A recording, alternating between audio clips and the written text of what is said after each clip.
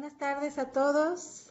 Pues es un honor estar aquí con ustedes para este cierre de la segunda temporada de los personajes sobrenaturales en cuarentena. Y pues para cerrar con broche de oro, pues vamos a tener ahora una conferencia de nuestra coorganizadora Adriana Guillén Ortiz, que es egresada de la maestría en literatura hispanoamericana del Colegio de San Luis y también estudiante del doctorado en estudios latinoamericanos en la UNAM. Ella nos va a hablar de uno de sus temas favoritos, que es El duende en su laberinto, relatos sobre duendes en la tradición oral de Coatepec, Veracruz. Y pues, Adriana, muchas gracias. Adelante, por favor. Ay, muchas gracias, Clau. Me da muchísimo gusto, de verdad, estar hoy, tener la oportunidad de contarles de este tema que me apasiona tanto. Me gustaría decirles un poco como de cómo llegué a los duendes. Todo empezó en diciembre, hace mucho tiempo. Era mi primera experiencia haciendo trabajo de campo por mi cuenta. Cuando fui a Coatepec, Veracruz. Coatepec es un lugar donde creció toda mi familia. Yo también viví ahí por un largo periodo y cuando fui a hacer trabajo de campo esperaba encontrarme lo de siempre, ¿no? Uno espera encontrarse historias sobre la Llorona, sobre fantasmas. El Puente del Diablo es muy famoso allá, pero lo que me sorprendió muchísimo fue encontrar tantas historias sobre duendes y que aparte eran los propios informantes los que voluntariamente me contaban, ya como entrando en el tema de las leyendas, ellos decían, hay que hablar sobre duendes, ¿no? Era un tema importante para ellos. Entonces, pues, esta conferencia la planeé. Primero me gustaría darles una especie de panorámica, una perspectiva sobre cuáles son los duendes, qué duendes encontramos en la tradición universal y por qué a veces puede ser tan difícil definirlos. Quiero presentarles algunos hermanos sobrenaturales de los duendes que yo encontré en Coatepec, Veracruz. Y también, finalmente, algunas de las historias que ya recopilé durante ese trabajo de campo y que siguen siendo vigentes y muy características de los duendes hasta hoy. Entonces, bueno, les voy a compartir una pequeña presentación. Ahí se ve bien, claro. Muy Se bien. ve muy bien, Adri. Gracias. Ok, entonces, vamos a ver. Primero que nada, ¿qué es un duende? ¿No? Eh, Les voy a presentar algunos duendes, un ejemplo de, realmente es una pequeña muestra de la cantidad de duendes que existen en el mundo, ¿no? Por supuesto, y sobre todo me enfoco en duendes occidentales, voy a mencionar algunos que no son occidentales, pero son en los que más me he especializado. Sin embargo, no quiere decir que del otro lado del mundo no también incluya una gran gama de duendes también. Entonces, vamos a ver algunos ejemplos. Tenemos primero al Bogart. El Bogart dicen que antes era un espíritu que lo maltrataron mucho y entonces se vuelve malévolo, ¿no? Comúnmente comparan su apariencia con los gnomos o enanos y es alguien que le gusta salir de noche, se esconde en lugares oscuros, puede estar abajo de tu cama, en tu armario, en el sótano, en el ático y comúnmente les encanta también hacer travesuras como agregar la leche o espantar a tus mascotas, gatos, perros, animales domésticos, caballos, etcétera. Lo peor que pueden llegar a hacer los Bogart es que pueden asfixiar a los bebés. Y su... Ya no me debería reír, es horrible. Su apariencia solamente se descubre como... ya les dije que se parecen no monen, ¿no? Y comúnmente siguen a los residentes de la casa donde viven a donde sea que se muden. Y eso es muy importante porque es un motivo que se repite en muchísimas historias sobre duendes, ¿no?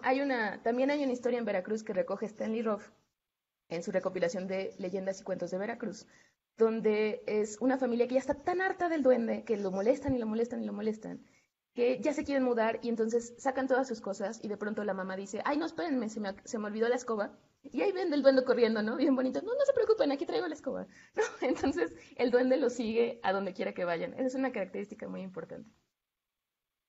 Otro duende muy clásico de la tradición, el goblin, ¿no? El goblin es muy particular y lo quise incluir porque muchas veces si tú buscas la traducción de duende en el inglés, te va a salir goblin, pero en realidad están muy lejos uno del otro. El goblin comúnmente, como se representa, es así. En esta imagen podemos ver que tiene como rasgos un poco demoníacos, unas orejas puntiagudas, un color verde, y los duendes no precisamente tienen que ser así.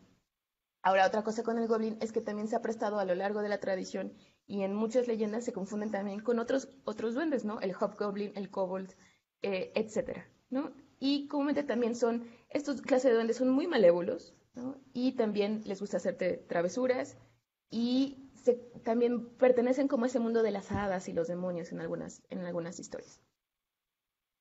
Después tenemos al leprecon.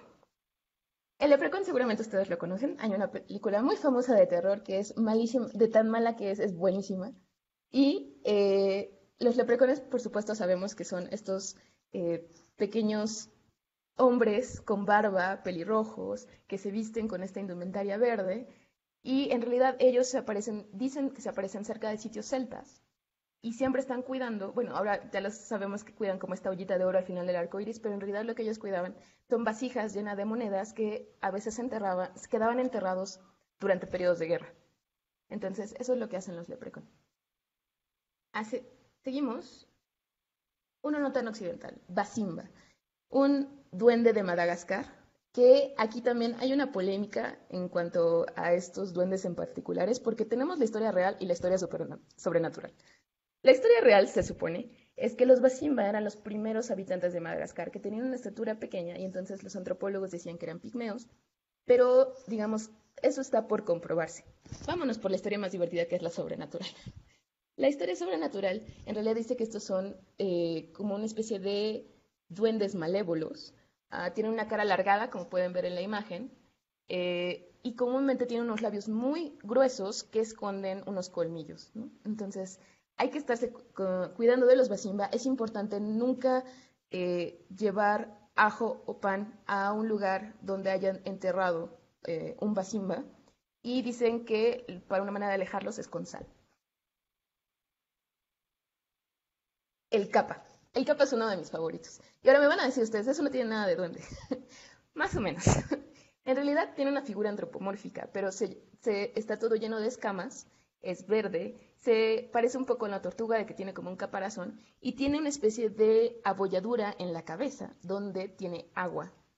Esto es muy importante, ¿no? Porque los capa pueden ser buenos. En realidad, a veces, si tú estás pescando y te sale un pescado sin un ojo, es porque el capa te lo regaló y él nada más se comió el ojo porque es lo que le gusta, ¿no? El capa también puede ser mortal encontrarte con ellos. Dicen que a veces jalan al rebaño, caballos y a niños adentro del agua porque ellos habitan adentro de ríos y lagos. Y si te los encuentras, pues puede ser que, si es un niño, puede ser que extraigan todos tus órganos a través del ano. Eso no es muy bonito. Pero también son espíritus juguetones y muy honestos y educados. ¿Por qué? Porque si tú te encuentras con un capa y el capa decide retarte a una pelea de sumo, que les gusta pelear sumo, la única manera que tienes de ganar, porque el capa es extremadamente fuerte, ¿no? Desproporcionalmente fuerte para su tamaño, porque es el tamaño de un niño. Entonces, lo que tú tienes que hacer es que te enfrentes con el capa. Y antes incluso de que empiece la pelea, lo primero que vas a hacer es hacer una reverencia. En cuanto el capa hace la reverencia, al pobrecito se le cae el agua, que es toda su fuerza, y entonces ese es el truco para ganarle al capa.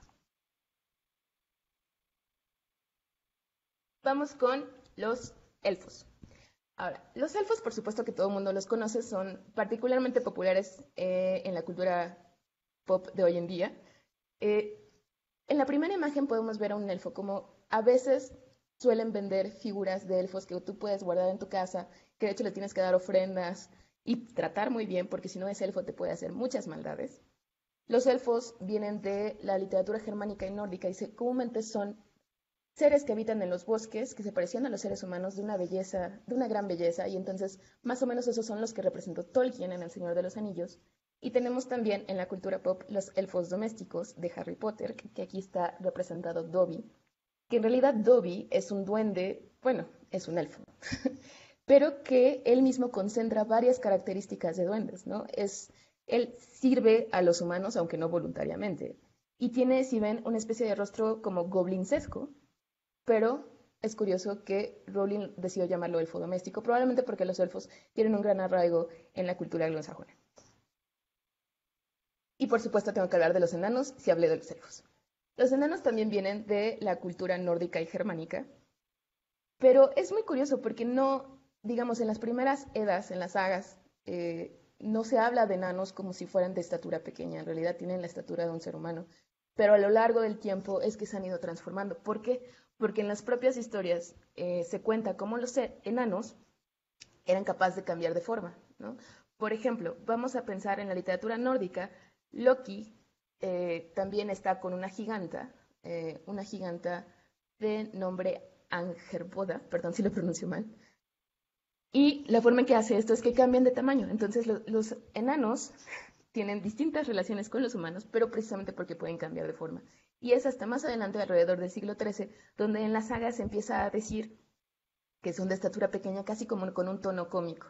Y entonces, a partir de entonces, y yo creo que con combinación con otros personajes similares dentro de este mundo de los duendes, es como se llegó también a esta concepción que tenemos de los enanos como gente pequeña, aparte de que enano viene de nanus, latín, que también significa una estatura pequeña, ¿no? De pequeña proporción.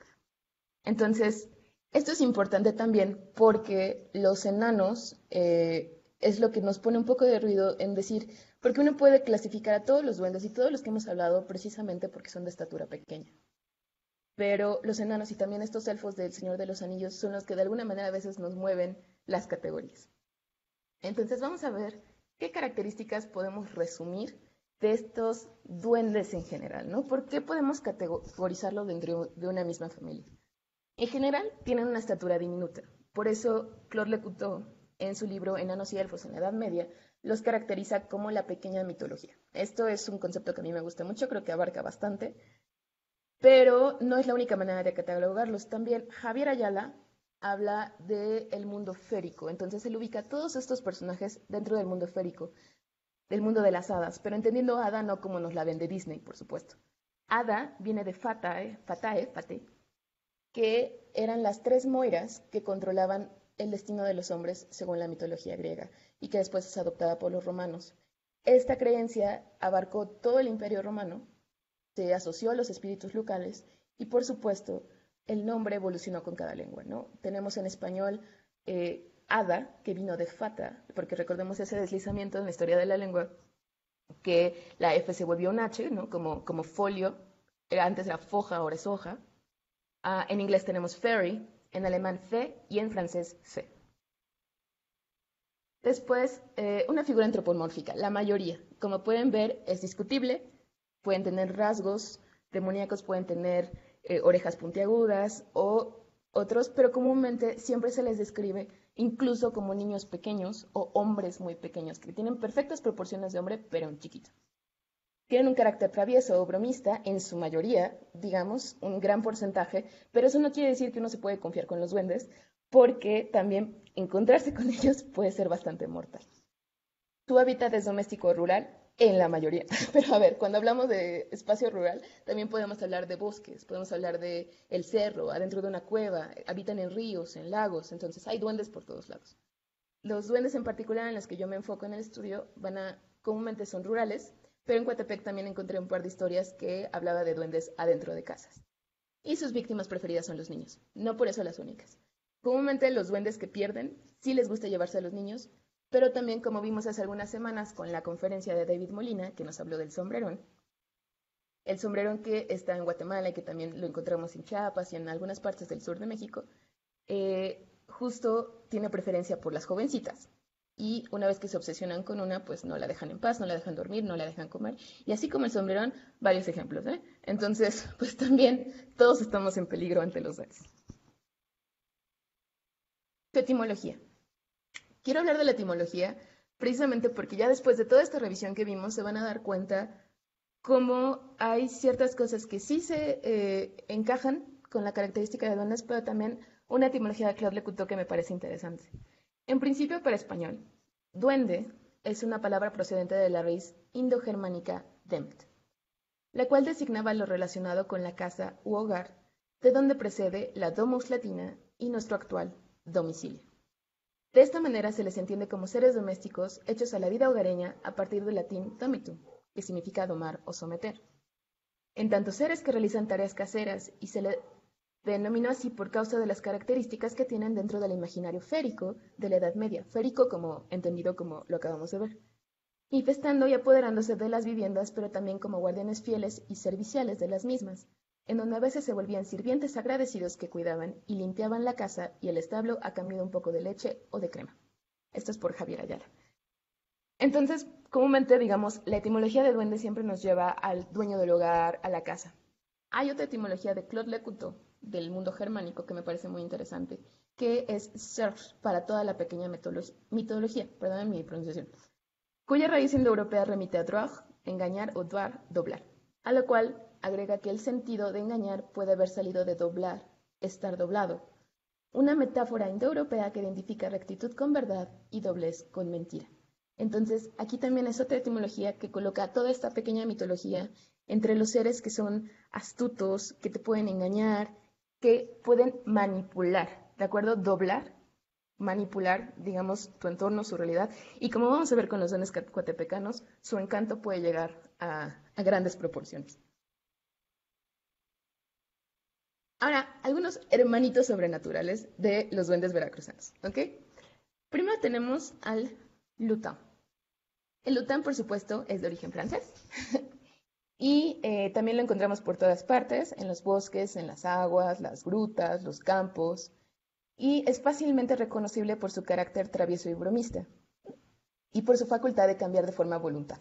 Esto es importante. En el lenguaje corriente, este ser sobrevive en Francia a través del verbo lutiner, hacer rabiar, atormentar. Y además agrega Edouard Brassy que la forma luton entra en locuciones muy expresivas, como haber cogido a uno el luton significa estar embrujado, y que a uno lo lleva el luton significa que está completamente perdido, actúa de manera atolondrada o lo persigue la desgracia. Después, en la misma familia de Luton, muy muy cerquita, tenemos a los pixies. Los pixies, dice Edouard Brassy, dice que el que corre peligro el que pasea solitario, porque puede ser pixie-led, quiere decir extraviado por los pixies. Si no tiene cuidado, corre el riesgo de caminar en círculos por el bosque durante horas e incluso días enteros sin poder encontrar la salida. Para escapar de este encantamiento debe dar la vuelta a su abrigo. Esto es importante, porque, como vamos a ver más adelante, los duendes veracruzanos, una manera también de evitar que lo pierdan es volteando tu ropa al revés. Algunas personas dicen que este método es bastante efectivo porque se supone que las costuras de la ropa forman una cruz. Yo no sé, a mí me gustaría pensar que incluso viene de mucho más atrás y podría ser incluso un método precristiano y realmente buscar a lo mejor cuál es el origen de este motivo para mantener a raya a este tipo de duendes. Y otro que no es tan duende, pero también es un ser sobrenatural que comparte varias características con estos personajes es el diaño español, por supuesto, en Galicia, muy famoso, que nos dice Manuel Martín Sánchez que los diaños se distinguen porque su hábitat es la naturaleza, ríos, bosques, montes, y su carácter es jovial, por lo que comúnmente se dedican a gastar bromas, más o menos pesadas, y hay que advertir que también se pueden convertir en distintos animales. Comúnmente lo que hacen para engañar a sus víctimas es que hacen que lo sigan, y nunca son alcanzados, y cuando tú te das cuenta ya estás bastante lejos de donde habías empezado. Entonces, como vamos a ver ahorita, estos tres personajes comparten varias similitudes. Número 1, su capacidad de transformación, de metamorfosis en un animal. Su gusto por hacer trucos, engañar y perder a los pacientes. Y también porque son de estatura pequeña. Ahora sí, vamos a lo que nos truje, que es los duendes coatepecanos, ¿no? Primero que nada, Coatepec. Coatepec es un pueblo mágico desde 2006 que se encuentra a 8 kilómetros de la capital de Veracruz, Jalapa. Más o menos ahí les puse en el mapa. Coatepec se caracteriza por su producción de café, es muy famoso a nivel nacional por su café, muy rico por cierto.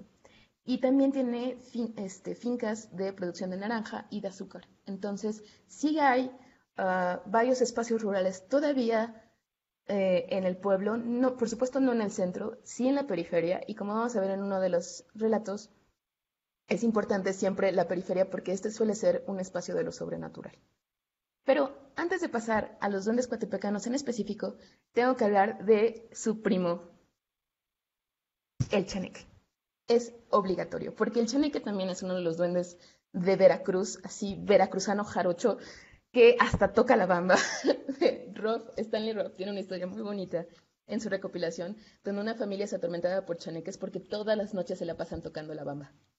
Entonces, pues, ¿qué otras características podemos encontrar en estos pequeñas criaturitas? Es que también tienen el tamaño de un niño, cometen travesuras, pueden residir en los hogares, así mismo como en el campo, en los cerros, y su preocupación principal es una preocupación muy grande para los padres, porque les gusta jugar con los niños, les ofrecen juguetes para, por supuesto, llevárselos. Y hay también varios peligros de encontrarse con el chaneque, ¿no?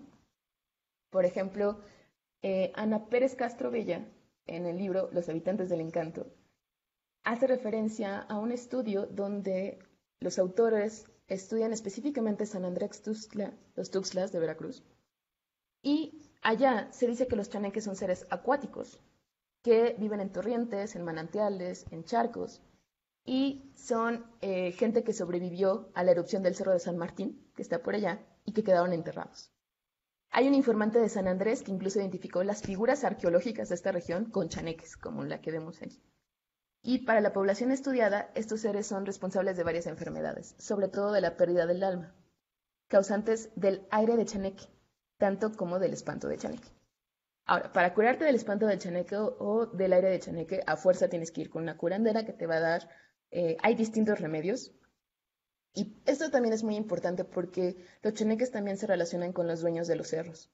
Entonces, si tú vas a un lugar, digamos, donde está protegido por los chaneques, y tú entras a ese lugar sin pedirle permiso, sin dejarle alguna ofrenda, y te lo encuentras, entonces el chaneque te va a espantar y te va a dar tanto espanto que te puedes morir. Entonces, por eso es importante hacerle esta pequeña ofrenda al chaneque.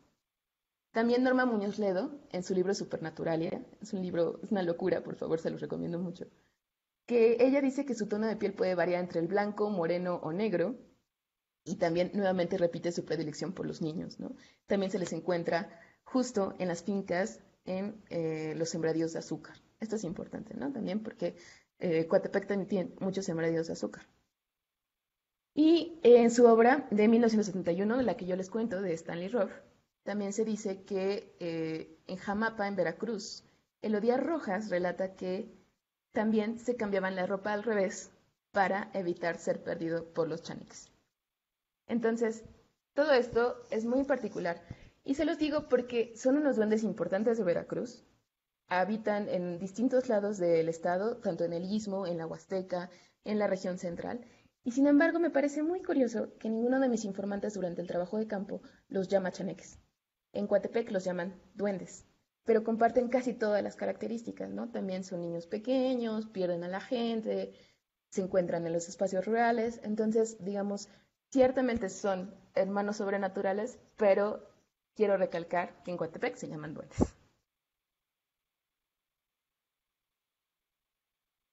Vamos a ver algunos ejemplos de unas historias que se cuentan por allá. Roth tiene un texto donde se describe a los duendes como niños de barba larga que visten de rojo con un bonete alto. Eso es muy chistoso porque ya no he logrado encontrar que alguien los describa así. Y comúnmente cuando le describen físicamente no hablan de su vestimenta, de su rostro, solamente hablan de su estatura, que son como niños pequeños, y de lo que hacen. Por supuesto se necesita más investigación. Entonces, vamos a ver primero un núcleo de creencia que creo que resume muy bien cómo son los duendes coatepecanos.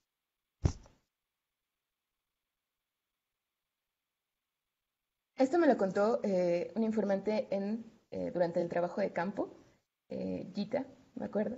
Los duendecillos dicen que están en las fincas, digamos, y me dicen que son unos como niños, pero que te pierden. Si tú andas ahí, yo me imagino cuando andas sola en una finca, puede ser que te aparezcan. Yo tuve finca y nunca vi.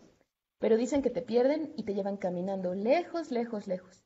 Y fíjate, raro que tú no te des cuenta, que camines y camines y camines y termines en otro lado. Entonces, este núcleo de creencia nos viene muy bien porque justo nos da casi toda la descripción que ya hemos visto de las características principales de los duendes. Son unos como niños y te pierden y sobre todo, cabe notar que tú caminas y terminas en otro lado y ni siquiera lo sientes. Entonces, ahí es cuando empezamos a descubrir el laberinto de los duendes. Para mí, yo creo que los duendes logran un encantamiento. Cuando uno trata de definir encantamiento se encuentra con varios problemas, porque la RAE dice que el encantamiento es la acción y efecto de encantar, ¿no? El diccionario de autoridad dice que el encantamiento es el efecto y obra ejecutada por el encantador. Sebastián Covarrubias en su Tesoro de la Lengua Castellana nos dice las apariencias que nos representan los encantadores, es decir, los maléficos, hechiceros, magos, nigrománticos, y aunque estos nombres son diferentes por diferentes razones, se unen unos con otros. No, pues sí. Entonces, como verán, las definiciones resultan un poco vagas. Ahora mismo vamos a analizar los textos para ver realmente de qué se trata el encanto de los duendes. Les voy a enseñar otro texto. Este es un poco más largo. Esto me lo contó Luisa Vargas en Coatepec, que dice, cuando yo era chiquilla, nos llevaban acá haz de cuenta acá por el 16. Te vas todo derecho a las Tenerías, así como que sales a Pisagua y a las Puentes, y nos llevaban a traer leña. Varios puntos geográficos importantes. 16 es la calle 16 de septiembre, importante en Coatepec, que lleva a las Tenerías. Es una calle que conecta con otra calle que sale del pueblo y otra calle que va hacia abajo, hacia las Tenerías, que son las viejas fábricas de textiles de Coatepec, que hoy en día ya están abandonadas. Este es un espacio bastante sobrenatural del pueblo, porque aquí se pueden encontrar fantasmas, a la Llorona, el diablo en forma de charro negro y, por supuesto, a los duendes. Y Simpisagua y las Puentes, Simpisagua es una hacienda que está a la salida de Coatepec y Las Puentes ya es una colonia hoy también alejada del centro de Coatepec. Entonces, es justo lo que nos está hablando la informante aquí, es que se está alejando del centro, están yendo hacia un lugar mucho menos urbano del pueblo. Nos llevaban a traer leña. Salíamos de la escuela e íbamos a traer leña con una señora que ya falleció. Y una vez nos fuimos y nos metimos a la finca de Bonilla y ya, según nosotros cortando leña y buscando. Ya cuando sentimos, andábamos de aquel lado, del lado de un puente, que se ve que hace años pasaba la vía del tren ahí. Y yo le decía a la señora, bueno, ya hay que regresarnos. Pero es que es más para arriba y nosotros seguíamos para arriba y teníamos que agarrar hacia abajo. Y oíamos que le gritaban a la señora, mamá, mamá. Y ella empezó a seguir los gritos, contestándole a su hijo. Y haz de cuenta que a este le dice, bueno, pero si él no sabe, bueno, sí sabe, pero no vino con nosotros. Nos gritaban, le gritaban unos niños, y dice la señora, ¡ay, hijos de su chingada madre!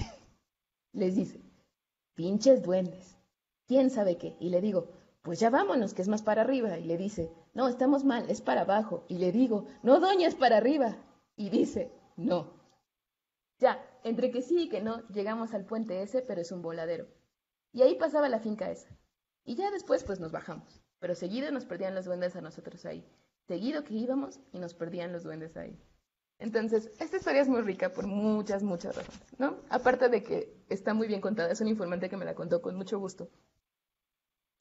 También recopila que eran niños de los que se trataba, iban con una señora mayor que fue la que se dio cuenta del encanto, pero los niños sí iban siguiendo a los duendes. Y también nos dimos cuenta de otra característica importante, es que los duendes pueden fingir la voz de un conocido sin que tú te des cuenta. Entonces, es muy fácil que tú te dejes llevar porque estás escuchando una voz familiar y entonces cuando caminas y caminas y caminas, de pronto ya estás en otro lado. Entonces, algo importante para hablar del laberinto de los duendes es definir qué es un laberinto. Mi definición favorita viene de Ignacio Padilla, que dice que el laberinto es una construcción de una inteligencia que reta a otra inteligencia. Y creo que el laberinto de los duendes es casi como un laberinto borgiano, ¿no? Donde puede ser nada más una línea recta y de pronto tú ya no sabes dónde estás. Los laberintos de los duendes son las fincas, ¿no? Con estas matas grandes de café. Imagínense realmente estar en una finca que es enorme porque pueden llegar a ser de kilómetros y de pronto es muy fácil perder su camino. Yo creo que la gente también se perdía con tanta regularidad, entonces le echaban mucha culpa a los duendes por eso. Pero como vamos a ver ahora, no solamente se trata de que no encuentras la salida. El laberinto de los duendes es mucho más complicado que eso. Y también creo que una forma de librarse de este laberinto, es decir, salir del encantamiento, es con la inteligencia, ¿no? Como vimos en este texto que acabamos de leer, es que la única forma en que ellos lograron salir de ahí, evitar ser perdidos por los duendes, es porque la señora se dio cuenta que su hijo no iba con ellos. Pudo identificar que no solamente no se encontraban en el lugar, sino que aparte él no sabía dónde se encontraban. Entonces, esa era una manera en que decían, no, justo por donde me están hablando, para allá no. Y a continuación vamos a ver otro ejemplo. que dice, cuando yo tenía 8 años, fui a traer yo hojas para una chiva. Trabajaba yo con un señor y oía yo que se carcajeaban y que platican. Están chamacos. Y veía yo, se veían y me llamaban. Me llamaban los chamacos así. Y así este movimiento, ¿no? Me llamaban así. Pero me decían, ven. Pero estaba yo aquí así, cuando quise volver, ya vine a salir rumbo a Jico. De por allá salía yo por allá y no caminé. Yo los vi así, eran niños. Me llamaban, hasta se veían. Yo sí los vi. ¿Está uno chiquillo? Uno tiene miedo. Con toda la razón del mundo, por supuesto. Entonces, nuevamente, tenemos una víctima niño, pero aquí tenemos otra característica especial sobre el encantamiento de los duendes, y es que el laberinto puede ser que empiece en un lado y termine en un lado completamente distinto a la salida. Entonces también el encantamiento de los duendes funciona como una especie de transporte, un transporte mágico que lleva a las víctimas de un lugar a otro lugar mucho más alejado sin que ellos tengan la sensación de transportarse. Esto es importante porque, por ejemplo, Jico, del que hablan en este texto, es un municipio que está a kilómetros de Coatepec. O sea, hay que cruzar carretera en muchísimo tiempo en carro, digamos, antes de llegar a Jico. Entonces, por eso es importante que él estando en una finca en Coatepec terminara en una finca en Jico. Y no solo eso, ya no les puse exactamente aquí otro texto que me gusta mucho porque es muy largo, pero se los resumo. Esto me lo contó una tía hace algún tiempo que dice que ella fue a la finca frente a su casa con unos amigos cuando estaban todos chiquitos. Y de pronto escucharon unos pollitos. Y estos pollitos se les hicieron muy tiernos y querían atrapar un pollito. Todos querían un pollito, entonces fueron siguiendo los pollitos, se metieron a la finca. Habrá hecho cosa de minutos, ¿no? Me dijo. Y salieron porque no encontraron a los pollitos. Pero al salir, se encontraron a todas sus mamás así en llanto, preocupadísimas, hablando a la policía, porque parece que los niños se habían perdido durante 5 horas. Y para ellos nada más habían pasado unos minutos. Aquí viene otra característica particular del laberinto de los duendes, es que no solamente es espacial, sino también temporal. Y los duendes son capaces de llevarte no solamente a un lugar bastante alejado de donde te encontrabas, sino también horas después, sin que tú sientas el paso del tiempo. Quiero mencionar nada más como curiosidad que hay otro espíritu también en México que tiene este mismo efecto, que es la miringua. Es un personaje ambiguo que en ocasiones se describe como una especie de locura momentánea, un lapsus o un momento de inconsciencia en el que los sujetos cubrían largas distancias sin la intención de recorrerlas. Sin embargo, como explica Claudia Carranza, existen historias donde las personas afectadas por este mal aparecían repentinamente en un lugar muy lejano, sin haber pasado el tiempo suficiente para haber cubierto esas distancias. Es decir, ocurría una manifestación extraña, una alteración espacio-tiempo que resultaba inexplicable. Ante estas versiones, los entrevistados por lo regular aceptaban que esto debía ser obra de un personaje sobrenatural, un ser que ejerce una especie de encanto sobre la razón y en algunas versiones no se contenta con perder a los caminantes o trasladarlos de un lugar a otro, sino que también les puede hacer imaginar caminos, personas o fantasmas y ver las cosas de manera distorsionada. La caracterización que se le da a la miringua en los relatos que se generan alrededor de ella puede ser muy variada. En un caso, por ejemplo, he encontrado que se define como un efecto atmosférico que produce mareos en sus víctimas, una especie de remolino, o bien puede ser un duende travieso, si no el mismísimo diablo, ¿no? Toda esta cita me gusta mucho porque justo resume muy bien no solo a la miringua, sino también a los duendes, y cómo hay bastantes características y peculiaridades que comparten. Entonces, podemos decir que el encanto, como vimos con la miringua y con los duendes, es el estado mágico en el cual la realidad del encantado se ve transformada, ya sea temporal o permanentemente. Que esto también puede ser peligroso. Hasta ahora nuestros duendes han sido muy bien portaditos, ¿no? En general, la gente regresa, ¿no? 5 horas después y como kilómetros después, pero regresa. Ahora, ¿qué pasa si te atrapan? En esta historia sí tiene un final feliz, no se preocupen, no voy a contar nada horrible, pero para que vean lo peligroso que pueden ser los duendes. Iba una mamá con sus 2 hijas, y como se imaginan, la menor era tremenda. Entonces, era la rebelde, era la desobediente. Entonces, la hija mayor sí iba junto a su mamá en el camino, mientras que la menor iba jugando. Y entonces atravesaron un puente, y la menor se asomó a ver el río, y cuando la mamá la vio, le dijo, niña, ¿qué haces? Y la niña nada más veía hacia abajo y le decía, es que hay unos niños, y me llaman. Dicen que tienen unos juguetes muy bonitos y me los quieren regalar, entonces me voy a ir con ellos. Y entonces la mamá tuvo que agarrar a la niña y jalarla antes de que saltara al río. Y la informante termina la historia diciendo, y ese río era muy hondo, muy hondo. Entonces, como podemos ver, digamos, esta historia de alguna manera tiene una característica de Xempla porque nos da la moraleja de como niños hay que ser obedientes, quedarse con tu mamá y no irse persiguiendo a niños extraños que te prometen juguetes.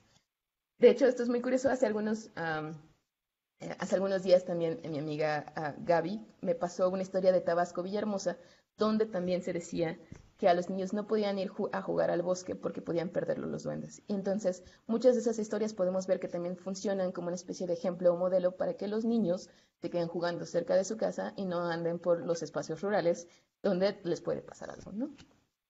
Y finalmente, como pudieron darse cuenta, creo que los duendes tienen muchísimas características, pero no sé ustedes qué opinen, creo que sí es posible acomodarlos dentro de una misma familia sobrenatural. Creo que comparten suficientes características para que podamos hacer un apartado solo para ellos. Y sin embargo, creo que también es muy válido estudiarlos de manera independiente, ¿no? Los enanos, los elfos, el capa. Cada uno tiene particulares distintas y son maravillosos y especiales. Y por eso yo soy muy feliz con mis duendes coatepecanos. Pero sin duda creo que es una tradición que viene desde hace mucho tiempo. Me imagino a estas sagas nórdicas y germánicas que tienen personajes tan parecidos a estos duendes coatepecanos, ¿no? Las leyendas medievales de las que habla Claude Lecouteux, que también se parecen mucho sobre duendes que pierden a la gente y que seguimos manteniendo los mismos, digamos, técnicas para evitarlos, se me hace muy, muy importante porque de alguna manera quiere decir que nosotros como pueblo y en nuestra tradición sigue siendo relevante hablar de estos personajes sobrenaturales y cómo estar cerca de todo este mundo férico. Y pues eso sería todo de mi parte. Muchas gracias. Muchas gracias, Adriana, por compartirnos esta maravillosa investigación que además he disfrutado muchísimo. Y bueno, hay muchos comentarios y sobre todo hay también historias de duendes. Me imagino que bueno, cuéntame.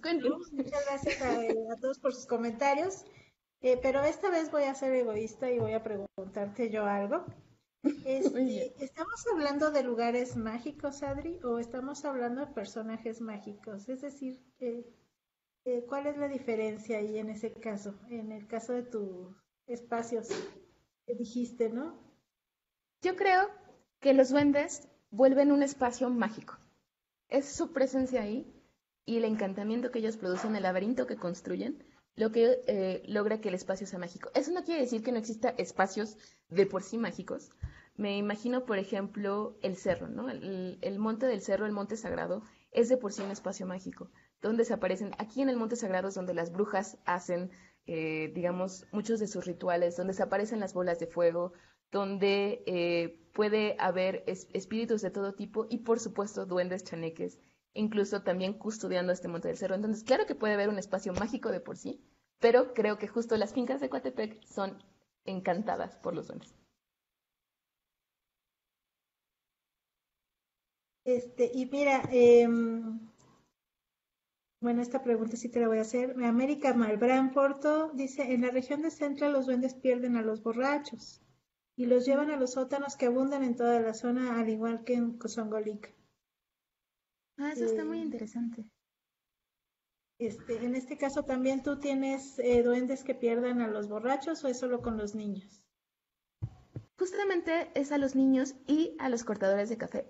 Gracias por esa pregunta porque se me olvidó mencionarles que también hay adultos que pierden los duendes. Son cortadores de café que de pronto oyen unas risas como de niños y los empiezan a seguir y así es como terminan en otro lado. Pero curiosamente a los borrachos no. Pero probablemente tengo que volver a hacer trabajo de campo a ver si me encuentro con un borrachín por ahí perdido por los duendes. Igual y un amigo mío.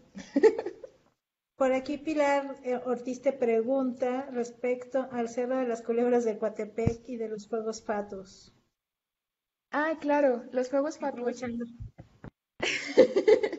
Me contaba mi mamá que eran bolas de fuego que habitaban en el Cerro de las Culebras. El Cerro de justo Coatepec toma su nombre del náhuatl, bueno, es una palabra náhuatl que significa Cerro de las Culebras. Y en esta especie de cerro, que lo pueden ver en la foto en realidad que les mostré de Coatepec, hasta arriba aparecen unas bolas de fuego. Creo que no hay una fecha en específico.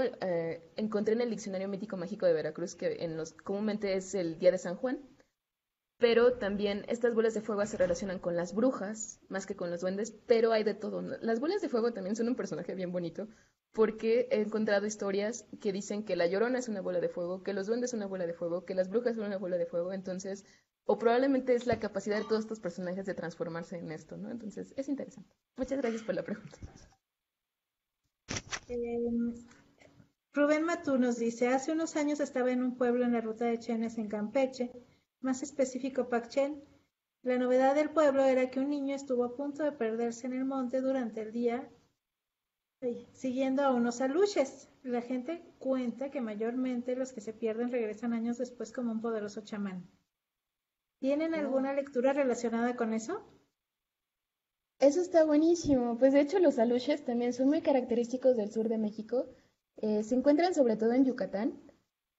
A mí me encantaría ver si hay aluches en Veracruz y de hecho tienen muchísimas características parecidas con los chaneques. Entonces no me sorprende que pierdan también y que se los lleven por años y regrese como un chamán. Se me hace tremendo también. Pero los aluches también se encuentran en las fincas, mucho de sembradíos de azúcar. También son niños, también se dice que son de piel clara o piel oscura. Y incluso he encontrado textos donde dicen que los aluches también pueden ser seres de agua.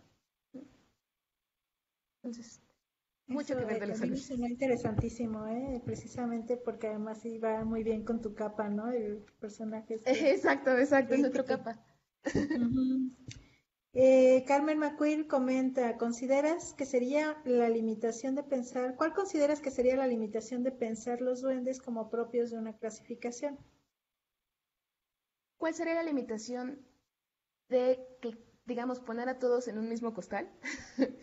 Pues justo lo que siempre uno corre de peligro de poner todos en el mismo costal, que eh, llegas con ese ejemplo paradigmático que te rompe todo.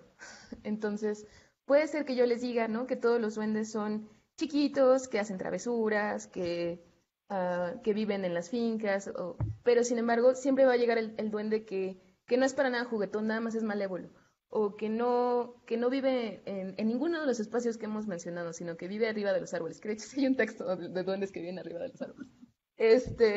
O algo así, creo que esas son las limitaciones de tratar de englobarlos, pero lo bonito creo de la tradición y de las categorías de tradición es que como la tradición oral es algo vivo, como la lengua es viva, entonces todas nuestras categorías, toda nuestra teoría también está viva también y en constante movimiento. Entonces creo que más bien uno cataloga por diversión que casi por ser ortodoxo. No, pero hasta cierto punto creo que la tipología, incluso así como nos la mostraste, también de alguna manera te permite ver diferencias, ¿verdad? O Claro, sea, a mí me exactamente. pareció Y bien ver, evidente ahí ahorita. Ajá, perdón, y ver adelante. lo complejo que puede ser cada personaje en particular, ¿no? Eh, bueno, esta pregunta es muy interesante también. Carolina de León pregunta si hay historias de duendes en grandes ciudades. En grandes ciudades. Una excelente pregunta. Yo no me la he topado hasta el momento. Sin embargo, no, espera, déjame cambiar. Eh, Tal vez no sé específico de las grandes ciudades, no sé si del DF, digamos, en este centro urbanizado, ¿no? Como en un departamento de Reforma, digamos. Sí existe, pero claro que hay departamentos aquí. Estoy segura que en la Roma o en las colonias viejas del DF, también en la periferia, en Xochimilco, bueno, en Xochimilco seguramente hay varios, pero es un lugar un poco más rural, ¿no? Entonces, por los canales. Pero aquí en la mera ciudad, yo creo que los duendes están adentro de las casas, ¿no? Lo que decíamos un poco también del Bogart, que les gustan los lugares oscuros. Entonces, más bien, yo creo que los duendes en la ciudad son los que nos acompañan en nuestro día a día y los que se encargan de perdernos las llaves. Exacto.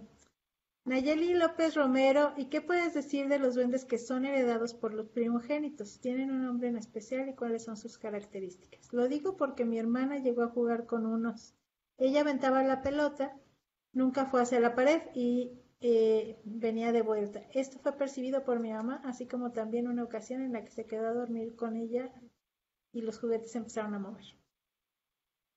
Cuando Yo nos cambiamos de creo, casa, empezaron a desaparecer las cosas y supusimos que eran sus duendes que se fueron con ella.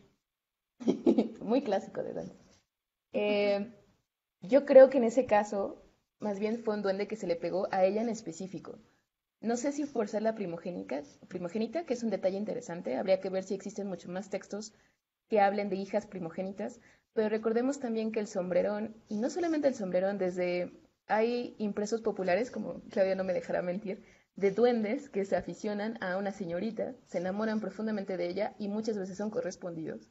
Y no la dejan dormir, no la dejan vivir, no le dejan hacer ni comer, le echan tierra en la comida, hasta que por fin logran ganársela, ¿no? O la pobre muchacha se muere en el proceso. Espero que tu hermana esté muy bien y que se haya logrado librar de su duende.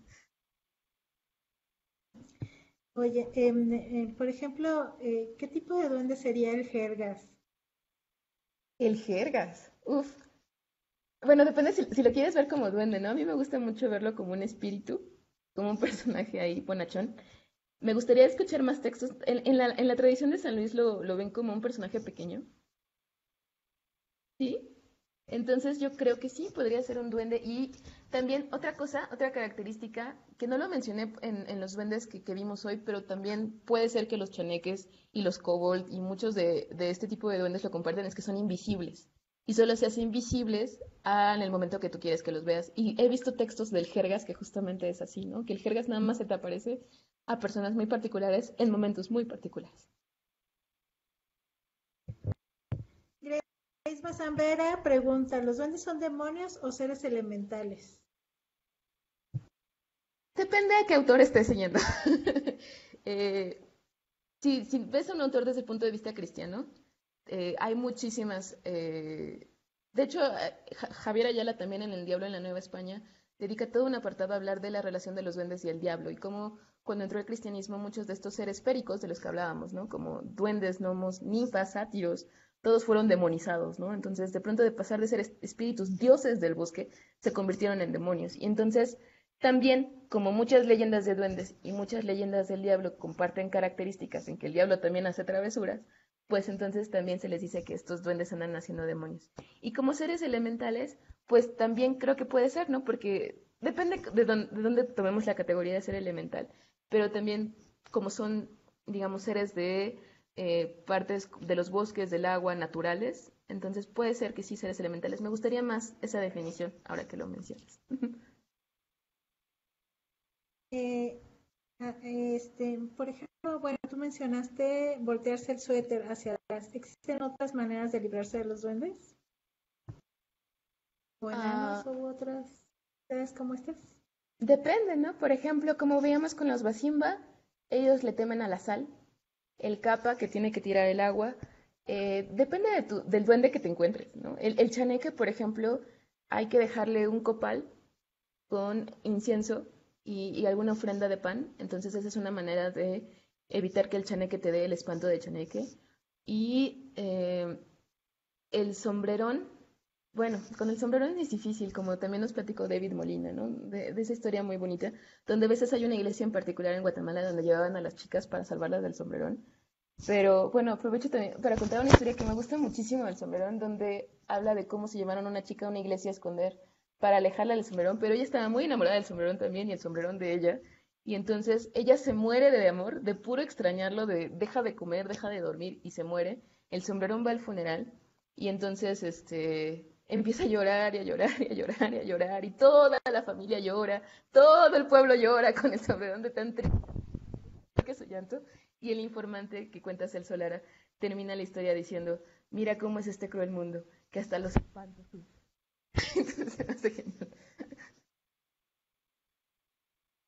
Y eso, bueno, entonces sí, aguas. Hay como muchas maneras de librarse de los duendes, dependiendo del duende en particular.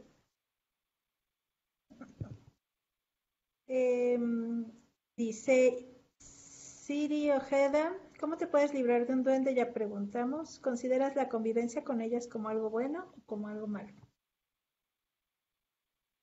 Mm, pues yo creo que pueden ser seres muy benéficos, o sea, son seres que pueden dar dones. De hecho, también hay una historia en San Andrés Tuxtla de una pareja que se encontró a unos chaneques bailando y se fueron corriendo del espanto, y entonces les dio el espanto de chaneque. Y cuando llegaron con la curandera, la curandera les dice que sonsos, les hubieran pedido un favor. Entonces, si le hubieran llevado una ofrenda y les hubieran pedido un favor, los chaneques les hubieran dado un don, como el don de la curación. Imagínense poder curar a los demás. Entonces los regañan y dice, ay, de veras. Entonces, sí les da una forma de curarse del espanto de chaneque, pero digamos, sí puede ser muy beneficioso la relación con los duendes. ¿Podemos hablar entonces de algún tesoro de duendes o algo así? Ah, claro, por supuesto, pues en general, por ejemplo, los leprecon son los que guardan tesoros en sí, ¿no? Como monedas de oro. También los goblin son muy avariciosos, entonces guardan también sus tesoros, pero también lo podemos ver como que los chaneques, los dueños de los cerros, los duendes, lo que protegen es el tesoro natural. Entonces, todo el agua, el río, los frutos, los árboles, todo lo ven como un tesoro de su espacio y eso es lo que protege. Mira, voy a leer la última pregunta. Mauricio Astarote Rosano. ¿Hay muchas diferencias entre los duendes del norte de México y los del sur? No tanto. De hecho, no hay muchas diferencias en general, como lo acabamos de ver. Comparten muchísimas características en todo el mundo.